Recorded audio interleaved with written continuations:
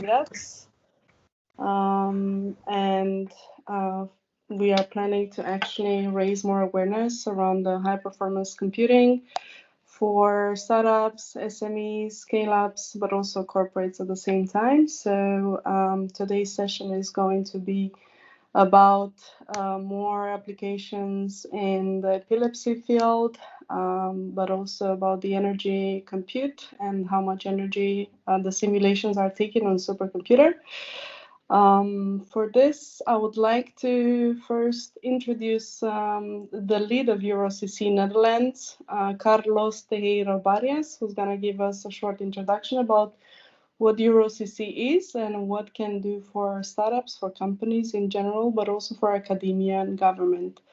Carlos, if you could please take it away and share your screen, that would be great.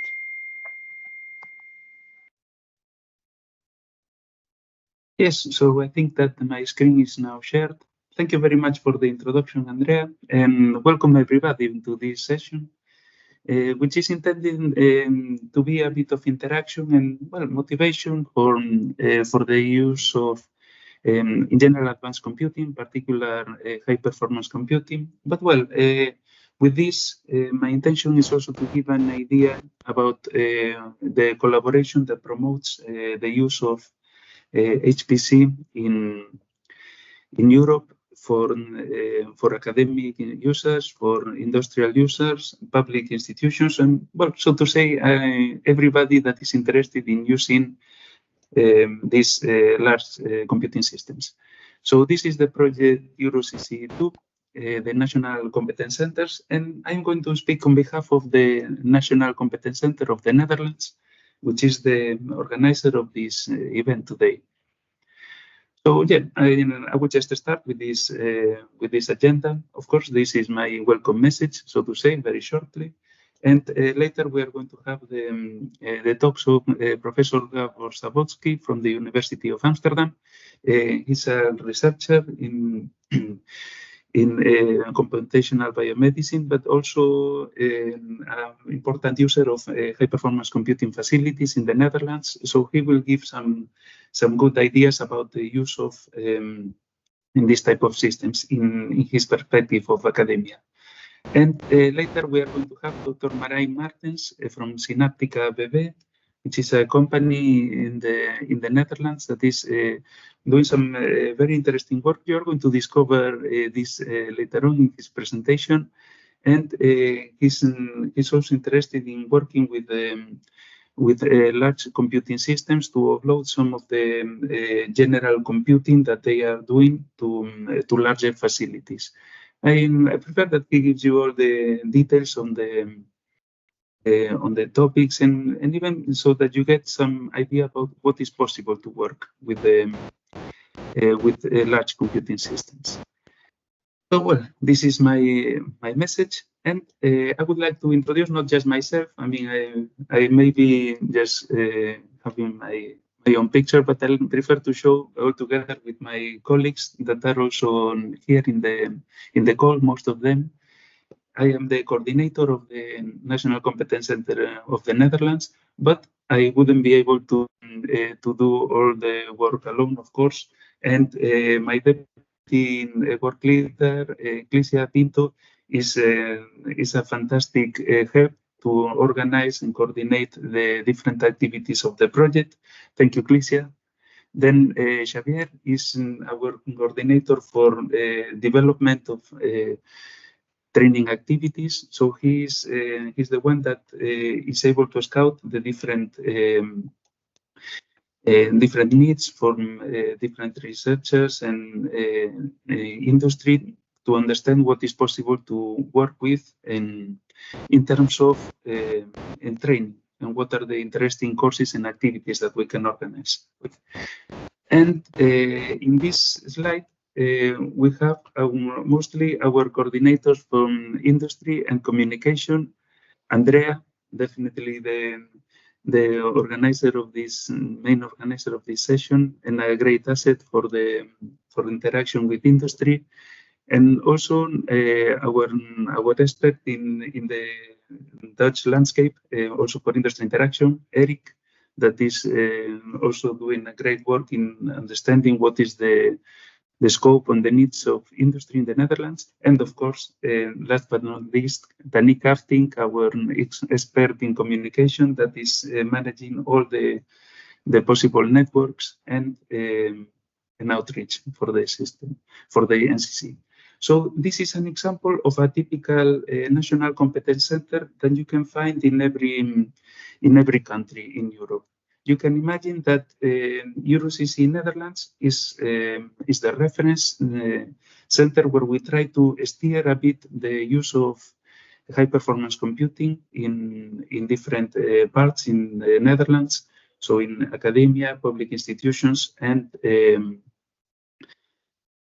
private companies, large industry or SMEs. And we have this web page where you can find our open calls for support and the different services, and let's say all the information, even the contact from our team. If you wish to contact anybody from this core team, you are definitely welcome to just send an email or have a contact in our contact form or submit a proposal in our open calls. And the idea of having a network like this NCC and the project EuroCC is to have a similar structure in different countries in Europe. And what we have now is indeed 32 countries.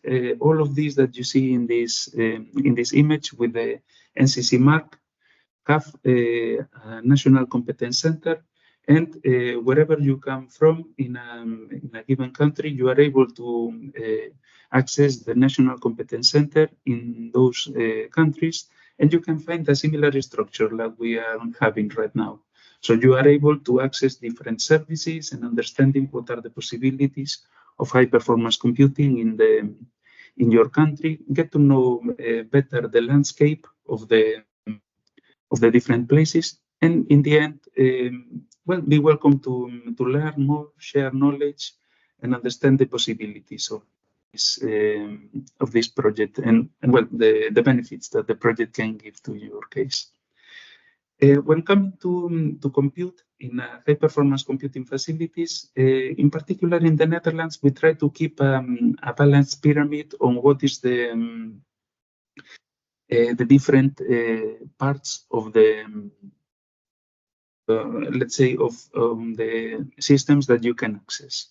So in the very basis of the pyramid, we have the small clusters of general universities where PhD students try to get their first access and try to compute in the very beginning. We consider this as a basic and, let's say, the part of the pyramid where we don't focus too much, but is private to the universities. But then we have also the regional infrastructure, which is in the Netherlands also settled mostly in the universities, but also partially offloaded into the national facilities at SORF. So this regional scale, the regional infrastructure, is the one that articulates a bit the access to high-performance computing in the different regions in the Netherlands. So it could be Brabant in the south, or more in the north, in Groningen, or in the area of Amsterdam, which could be also partially the national facilities. Part of these systems, we have also the Tier 1, the first national infrastructure, or the main national infrastructure, which we have hosted at SURF in the Netherlands, and that we make use for the sake of having a national access to large computing systems. Then, when it comes to really, really large high-scale computing, then we have the Tier 0, which are the large European sites, which correspond to, for example, the supercomputer LUMI that is hosted in Finland, and for which the Netherlands has also a quota of access, so that even through EuroCC, we are also able to assess the possibilities of using these large-scale systems, and even to help you to get access to these large computing capabilities on these large computing systems at any time. So this is a bit the different tiers, and depending on which is the level of compute time and the needs for the different projects or proofs of concept or applications, we are able to select one of these cases, or even if needed, maybe it is interesting to do a proof of concept in the cloud. And we can also have access to the to our private hybrid cloud in Azure for a proof of concept, for example, with a different catalog of other cloud tools, and somehow give a complete schema of all the possible access to computing facilities. In terms of services, we have 4 lines, which are the access to the high-performance computing facilities, or also our cloud facilities whenever needed. And that means the access to the national facilities, Tier 1 facilities, as I indicated before, but possibly also have agreements with our Tier 2 centers, so that it is possible to offload some part of the workload in those regional strong infrastructures whenever it is needed or whenever it is convenient for regional interaction within the country. We have also our basic support package, which is regarding individual guidance, and a basic package of 8 hours where we are able to work with the applicants on our call. That would be mostly SMEs or public institutions, but so to say, we are open to any kind of collaboration, and we'd like to analyze every possible project. Then we have our specialized consultancy, where we can go deeper into the assessment and maybe do a performance analysis and understanding which are the possibilities of the different different use cases, and maybe design, give ideas to design a machine learning model, and in the end, help to implement a larger, let's say, a larger use case. And of course, training courses. Training courses are open by default to absolutely everybody within Europe, and even externally, if it is a collaborator, absolutely no problem, no restriction. So that means at national level in the Netherlands, but also internationally. And also as a commitment for this project, they are completely free of charge. They can be organized online or in our offices in Amsterdam, or even in different locations in the Netherlands whenever you would like to organize some activity and you would like to count on us. So just please contact us anytime. And this is my presentation. It's a short talk, even maybe I might have taken 1 or 2 more minutes, but thank you very much for attending this activity, this presentation that we are happy to share with you as a showcase of different cases in the Netherlands. So we have one case from a more academic background, and also with large use of HPC facilities, in fact, efficient use of HPC facilities. And we have also an industrial use case with plans for exploitation and interest for, let's say, for large scale computation also in a more applied and production background. So we are very happy just to go ahead with the following presentations, and if you allow me then just to continue with Andrea, I will just continue then introducing our following speaker, Professor Gábor Závodszky from the University of Amsterdam. I will stop sharing my screen, and I would like to give you the floor for your presentation. Thank you very much. Right. Just one thing I wanted to share, like if anyone has any questions, feel free to type them in the chat or raise your hand at the end of the presentation. Thank you. All right, let me know if I should go ahead. Yes, please go ahead, Gábor. Thank you very much. Okay, thank you, Carlos. Also for the professor title, I'm not sure I can use that in the Netherlands, so depending on the country, but I have no objections. I'm an assistant professor at the University of Amsterdam, and I'm primarily an academic player, but given the focus of today, I will try to emphasize much more the HPC usage and some of the challenges that we have faced with HPC usage. I will introduce a few examples from the biomedical domain because that's what I'm very familiar with, but I will not go into details. All of the simulations that I'm working with, let me just start these videos because, well, they look nice in my opinion. They are from this umbrella term of virtual human twin, and the different organs of this virtual human twin are so-called digital twins in healthcare.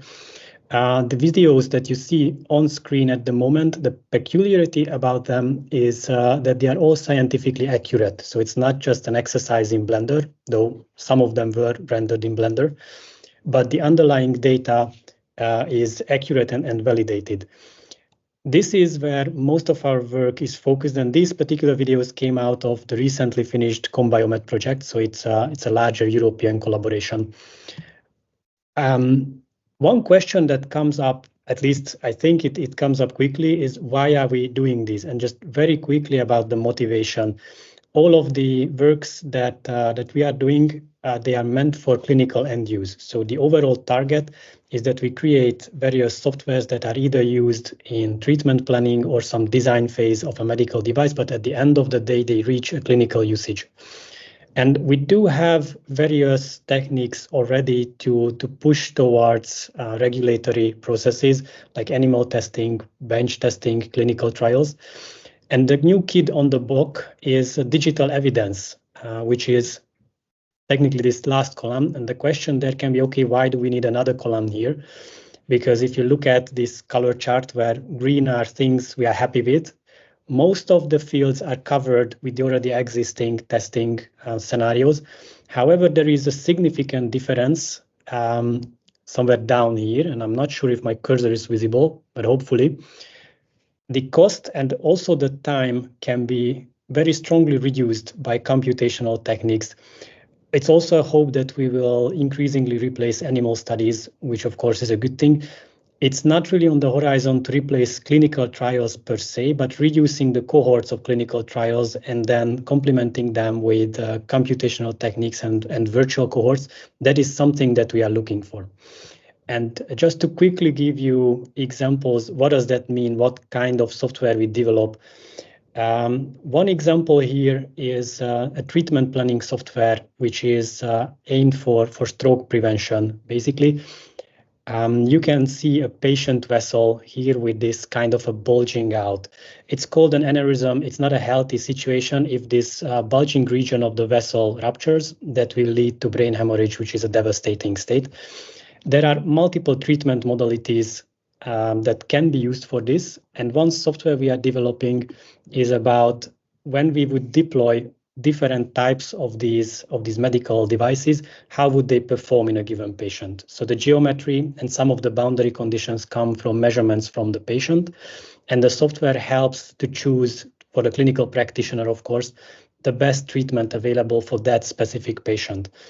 And I think at this point, again, a new question should arise but do we need HPC for this? Because some of these simulations are possible already these days on a laptop or on a workstation.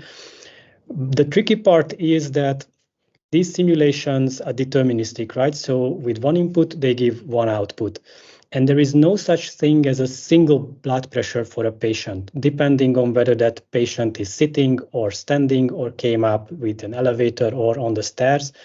The blood pressure can be all over the place. It comes from a distribution. So very often, at least in clinical practice, but I think that's the situation for most fields these days. We want to run a swarm of simulations in order to create distributions, not just a single outcome, but also some error bars on that, giving that how likely that outcome it is out of the all possible outcomes or potential outcomes for that patient. Another example along the same lines, it's still the stroke topic. When we look at a different device, it goes into a carotid artery, the big vessels going up to the brain and supplying our brain with blood. For many older patients, these vessels become too narrow, and then they deploy these metallic meshes like scaffolds to keep the vessel itself open. The question here was more tricky because we wanted to understand what happens with that patient, not at the point of using the medical device, but down the line, let's say a year or 2 years from that point, which means we need to look at what happens close to the wall, include biology, not just fluid mechanics. And we had to look at the cells, what they do close to the thin metallic struts of these devices.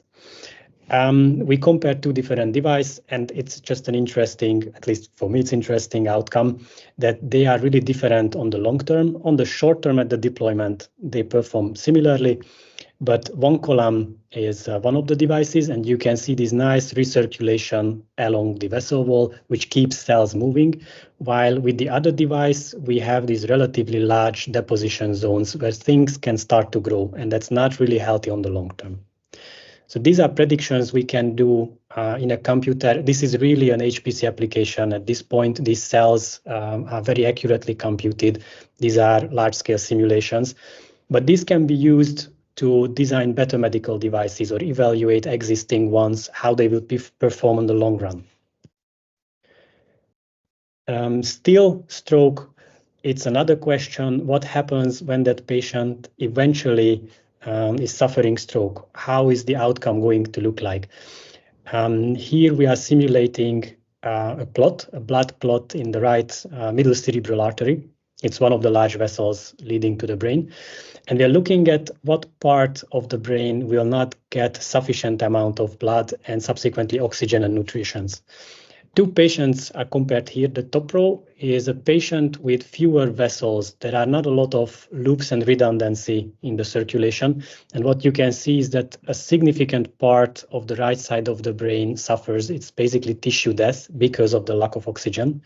While on the other end of the spectrum, a patient with much better loop circulation can have a better sustained circulation even though there is a blood clot. So for these 2 patients, the treatment method can be very different because the available time to treat them is very different. And then finally, this is the last one that I show, and I want to link it with some really large-scale simulations. We do these kind of virtual surgery evaluations. This particular disease is a pediatric disease for patients of age 2 to 4, so very young kids, where a shunt is inserted into the circulation. And it's a really tricky question what the parameters of that should be, because these patients are young and small, and there is a lot of growth ahead of them. So choosing the right size is of utmost importance. And the way it's currently done is using simulations to predict the flow field at various sizes of this device. And so using HPC, we wanted to make sure that what we get from the current models are accurate, or at least learn how accurate they are. And on the left side, this nice and smooth view, if you are familiar with CFD, this comes from Reynolds averaged simulations. That is, this is something that you can do already on a laptop. But as it turns out, if we include more and more information, this is a larger simulation and finally a direct numerical simulation, we can have much more detail which are biologically relevant. So the one on the left doesn't really cut it. Though if you look at the number of elements necessary, the middle row is already not really possible on a laptop, right? It's in the order of 100 million numerical elements. And the most accurate one is in the order of 2 billion or 10 billion-ish numerical elements.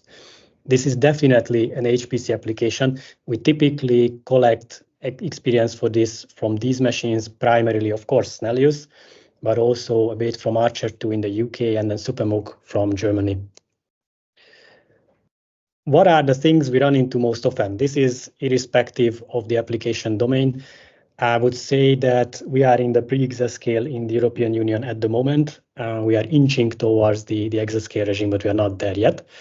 However, the most typical things we already face is on the one hand, load balance, both static and dynamic. What happens with these large simulations during the run, how to maintain efficiency while things are changing in the simulation.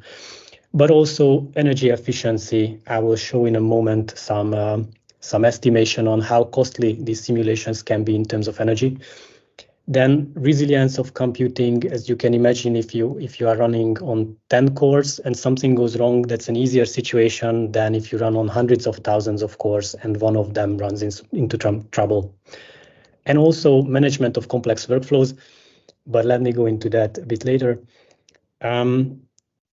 What we do in order to maintain load balancing functions, we try to model the performance, which gives us a prediction if we create a different static or dynamic balancing domain decomposition. What is the expected performance? Should we go there? Should we stop the simulation to rebalance resources? Will we gain enough? These kind of questions are possible with a performance model. And we are already working on bringing in some energy questions as well. Recently, with a lot of support from Eviden, the HPC manufacturing company, we were running tests on a series of upcoming CPUs, so to say. And for good measure, we also threw in an ARM-based Ampere CPU. The interesting part here is that usually the statement is that energy is one-on-one with wall time. So if the simulation runs faster, it will consume less energy. And in these two charts, you can see on the top one, wall time of a given workload, and on the bottom chart, the overall energy consumption of the same workload. And while you can see correlations, I would say they are definitely not one-on-one.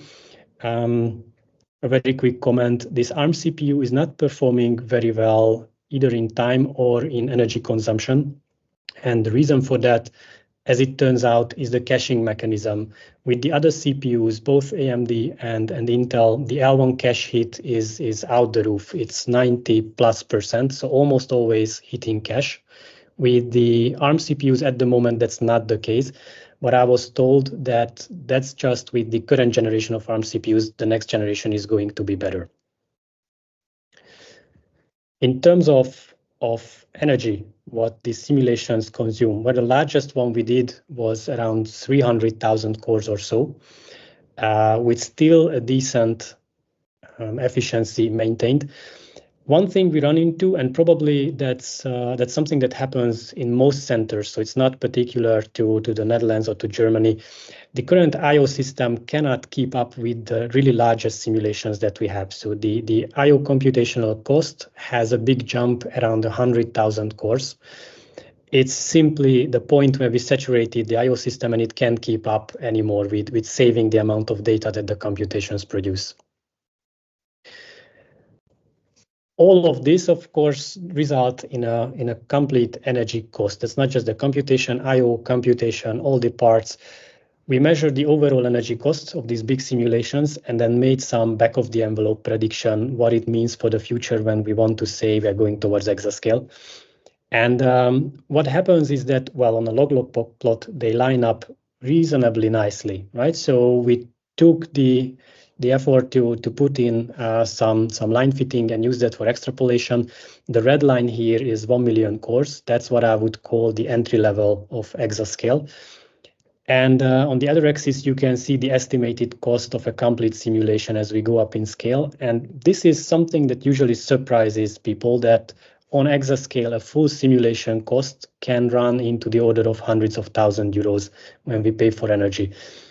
Of course, it's a bit more complicated how the costs are calculated, but for a rough estimation, that's what it means to run exascale simulations. And then we don't have time for that, but usually I also compare it to what is the cost of a good developer who can decrease the computational time and the energy costs. And to me, it looks like it is better to pay very talented scientific programmers who can do the work instead of paying for more energy. And then final parts. I'm hoping that I will not bite into the time of Marijn, but let me know if I'm really out of time. This is something that is really upcoming in the community, so I think it's worthwhile for people to know about that. The question of how do we make sure that our simulations run on supercomputers are credible. And while different regulatory authorities have a little bit different processes and ideas how to make sure, the current tendency is to use this standard from the American Mechanical Engineering Society, who worked out various VMV 10, 20, so various standards for different applications. Because I'm working in biomedical domain, I'm mostly operating within this VMV 40, but depending on where your simulations are, whether it's solid mechanics or whether that's machine learning based, there are existing standards which basically give you a long checklist that these are the steps that you need to fulfill in order to prove and collect evidence that your simulation is credible.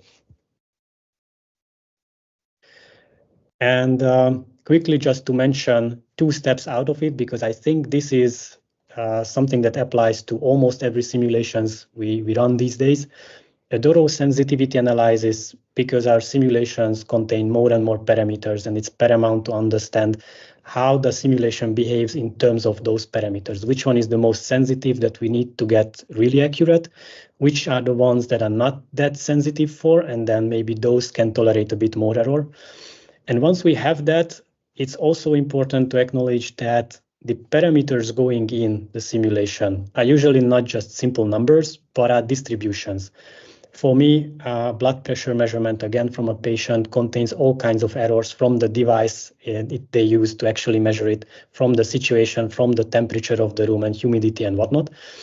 Therefore, understanding how these uncertainties propagate through our simulations is a very important thing, again, to build credibility and to provide more and more evidence towards these certification processes. I will not go into this. It's how we do this at the moment. But maybe more interesting than to mention really briefly things that Carlos already alluded to with the services, that indeed there are additional very important parts of HPC development that maybe EuroCC can also support and help with.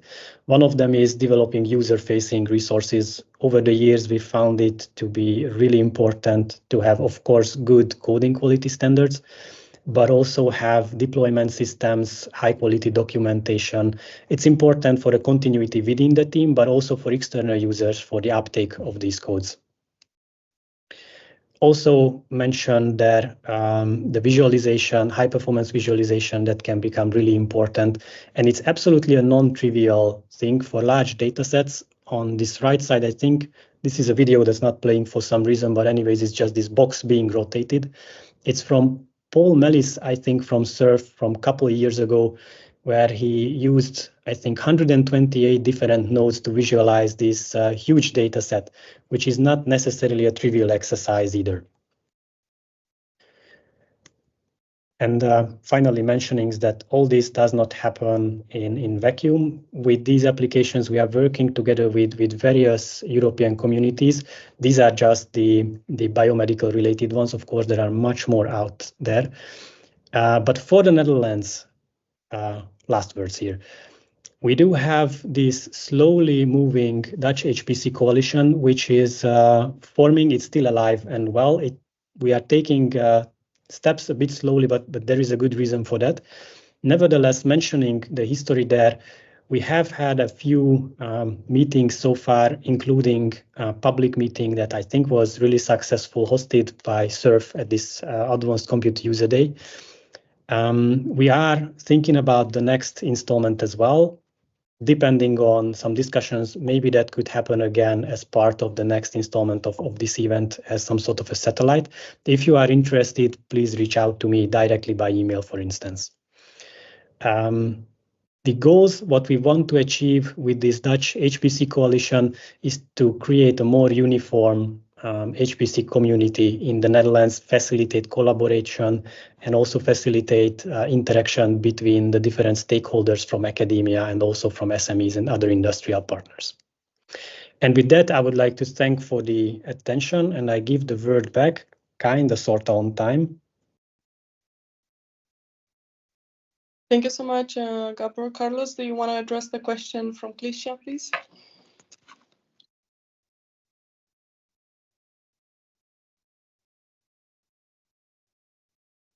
So a question from Klicia I was reading right now the question. Now, thank you very much for the presentation, Gábor. It's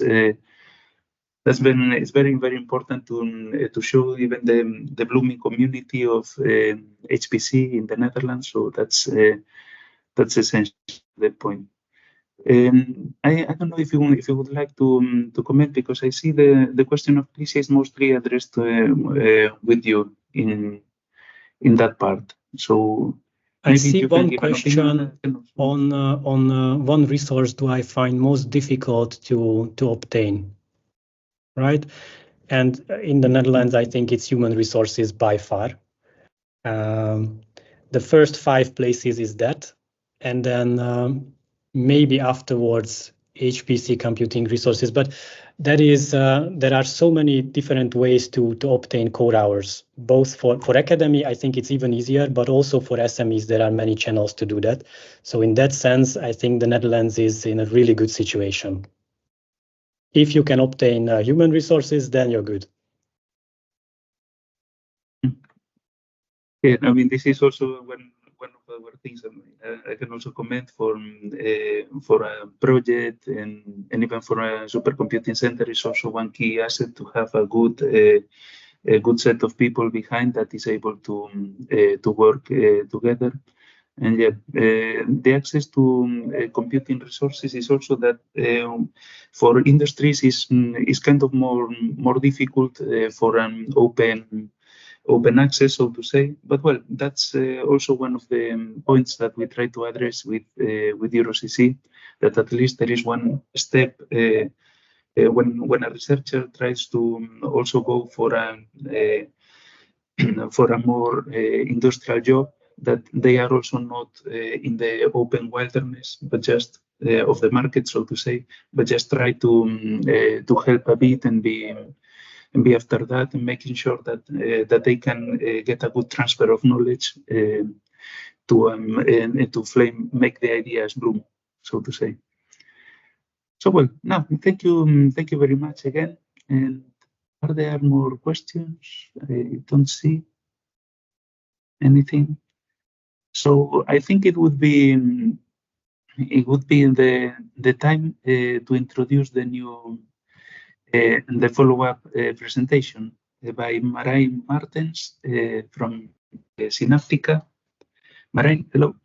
I didn't comment explicitly before, but well, with Synaptica also by the name, you can also understand that it's quite related also with the brain in a way. And I think that Dr. Marijn is going to give us an idea about what is this main goal that he's achieving with the company Synaptica. And I would like to highlight that Synaptica is one of the companies that got access for a proof of concept on our supercomputer Snellius. We're very happy to have them on board and looking forward for more interaction anytime. So yeah, I would like to give the floor without many comments to Marijn to give the presentation. And let's see what is this industrial use case then. Thank you very much, Marijn. The floor is yours. Yeah, all right, Carlos, thank you. And thank you for also for having us join the Snellius cluster. It's very useful. So we are a small company, and so some of the tasks are computationally expensive. So we have to plan some experiments over months with our own resources. We have a small cluster and GPU and CPU cluster.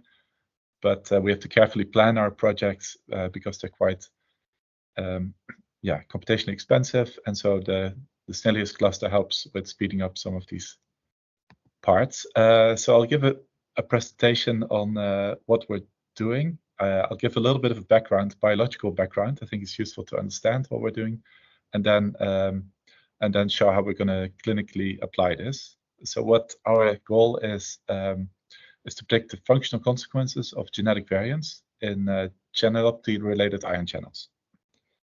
And so maybe I'll give a little bit of a background for channelopathies.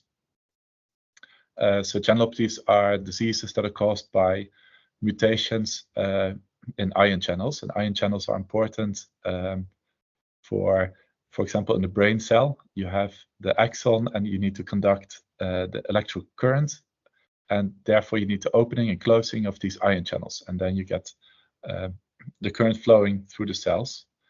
And so these ion channels, they can open by binding of ligands, so molecules that bind and open and close them, or by voltage. And the ion channels then open, and then if they function properly, the ions can flow through the channel.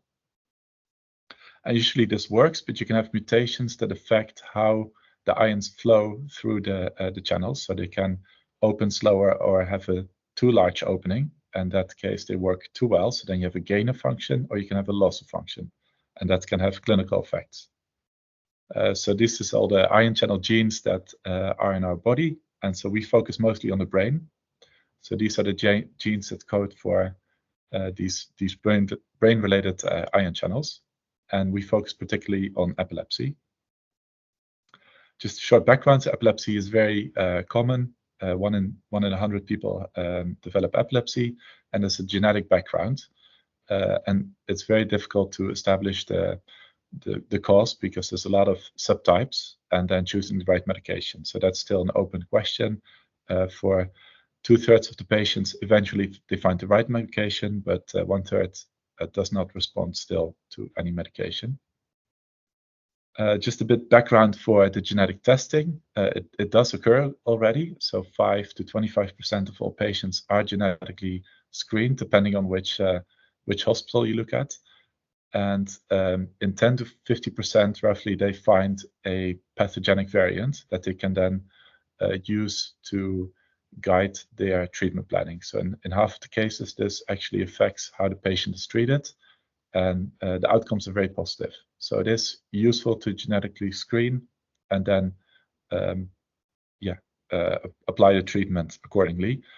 Depending on which technique they use, you get a better yield. So you can look at the chromosome level, but you can also look at whole exome sequencing and whole genome sequencing, and that you get a better, higher yield. So more likely that you find the causative mutation. So what we do is make the predictions how these mutations have a consequence in the brain. So just a background how what currently happens for a clinician will describe sort of the phenotype of the patient. This is also uploaded. If they find a new mutation, this is often sort of standardized in these so-called HPO terms, and this is important for our predictions. So these clinicians then describe what kind of seizures a patient has, along with the genetic data. And so what we do is interpret this genetic data. And so there's 2 types. One can affect the expression, so the amount of channels that you have, but also importantly, these mutations can lead to a different protein, which then leads to a gain or loss of function. And these things we then put into a report of which brain areas affected. So I'll talk a little bit about the prediction model, because that's where we use the computational resources mostly.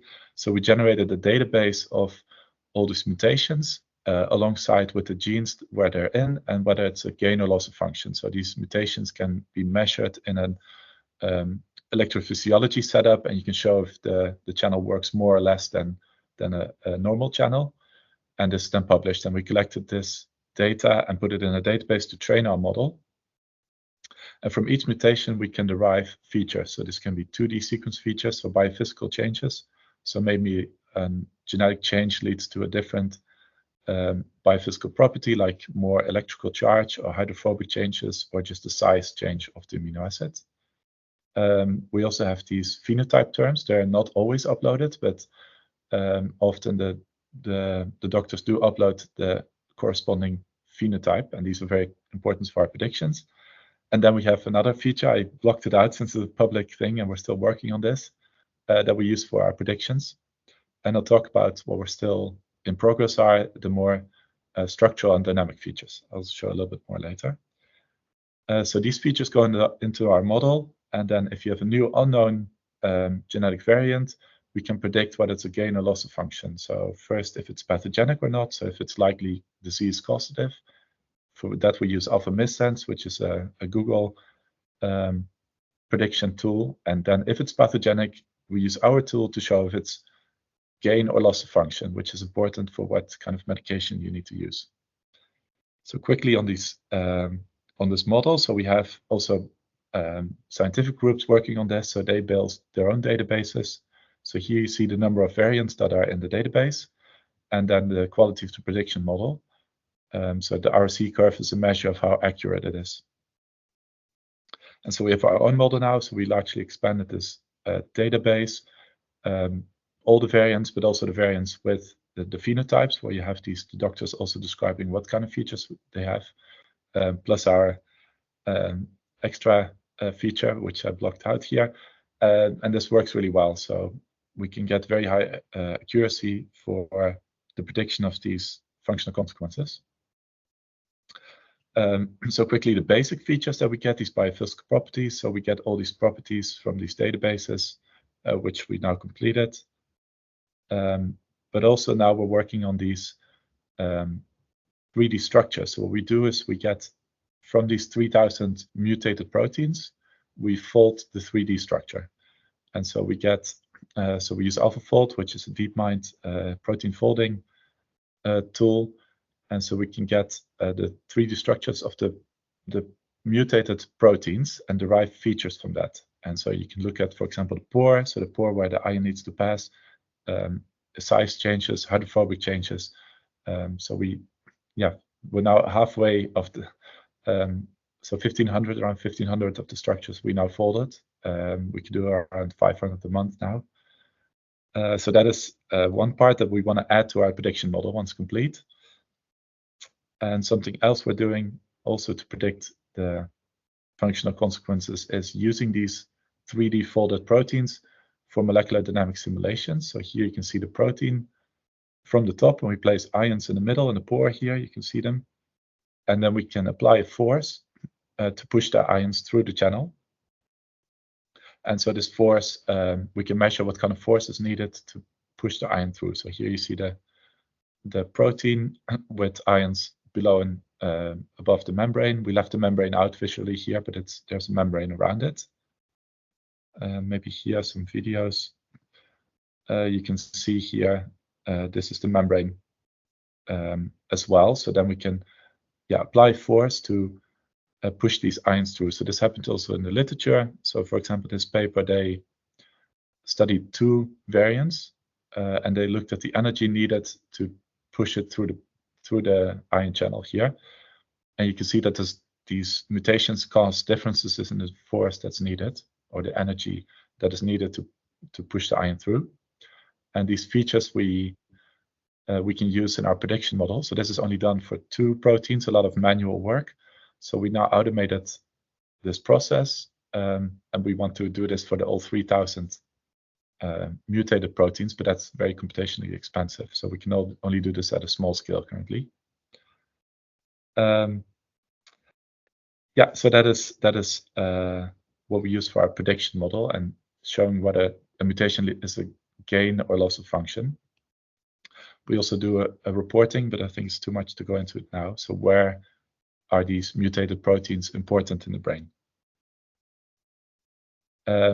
Another project we do is cell interaction. So a lot of these genetic variants are not monogenic. So the disease are caused by multiple genetic variants. And how do you study multiple genetic variants? So first, a description of what kind of genetic variants you have. So you have the so-called SNPs, which are very common. So even all of us will have these genetic variants. They're very common in the population. And you have the very rare ones, which are then 100% disease causative. So if you have the mutation, everybody who has it will get that type of epilepsy. So they have a very strong disease contribution. But there's also a lot of mutations that have a lower penetrance. So there's also healthy people that have that mutation but do not develop epilepsy. And this is either caused by environment interactions or interactions with your other genetic variants, so other mutations or your more common mutations. And so we're working on a model to study how these multiple mutations integrate. And so for that, so we have all the dynamics for the different ion channels. Here for the sodium, for example, potassium.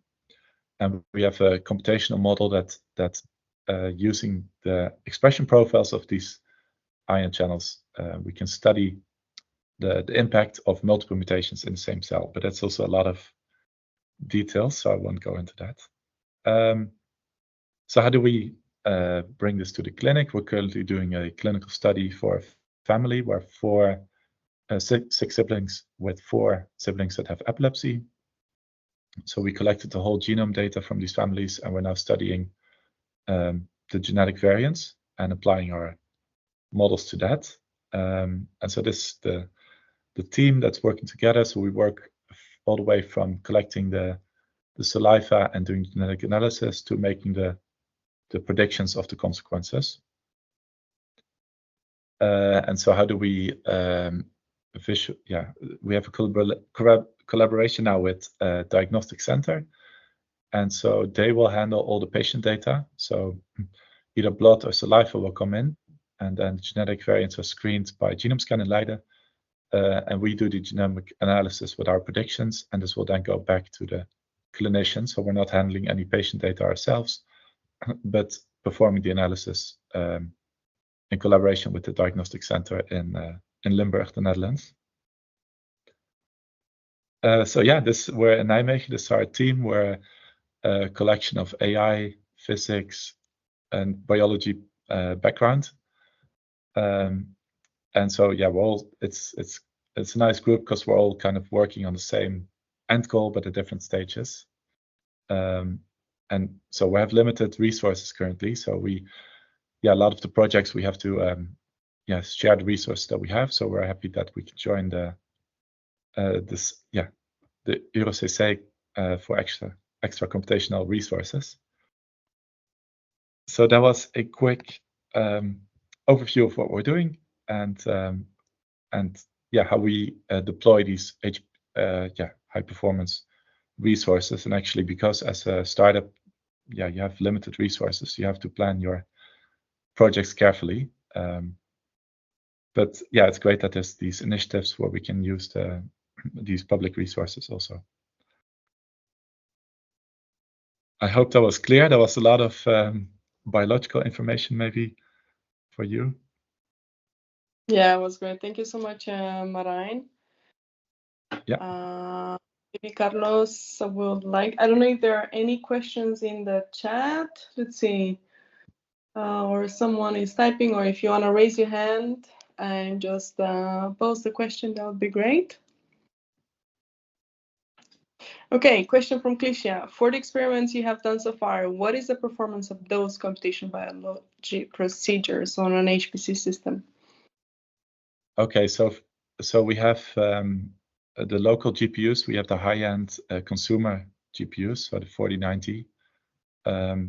And so some of the proteins that we have are long, and it scales exponentially. So some of the proteins are over 2,000 amino acids, which the memory of the 4090s that we have here is not enough. So the Snellius cluster has the A100s, which have enough memory to also fold those proteins. So that is why we're happy to use those. And those, there's a big jump from these high-end consumer GPUs to the A100 in terms of pricing. For an SME, it's quite hard to get the A100s.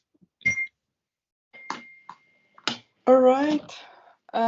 Thank you so much, Marijn. And I would also like to thank all the speakers, unless there is one more announcement that we would like to make about GE User Day, Carlos. Yes, I mean, thank you very much, Marijn. Thank you very much, everyone, for being here. Thank you, Gábor. Thank you all. And I would like to just comment that this is one event that we try to do outreach in our community in the Netherlands.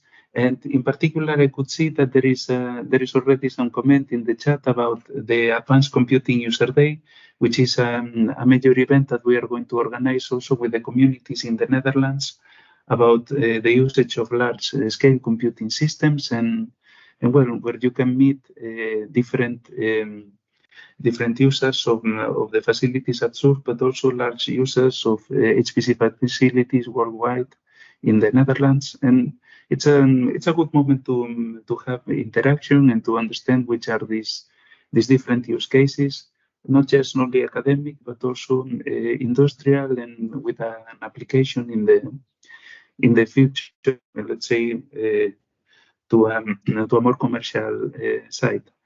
Also, in addition to this, we'll be happy to advertise not just the event for the communities in the Netherlands, but also the event for the large European facilities, the EuroHPC User Day, that this year is going to take place in Amsterdam in the 22nd and 23rd of October.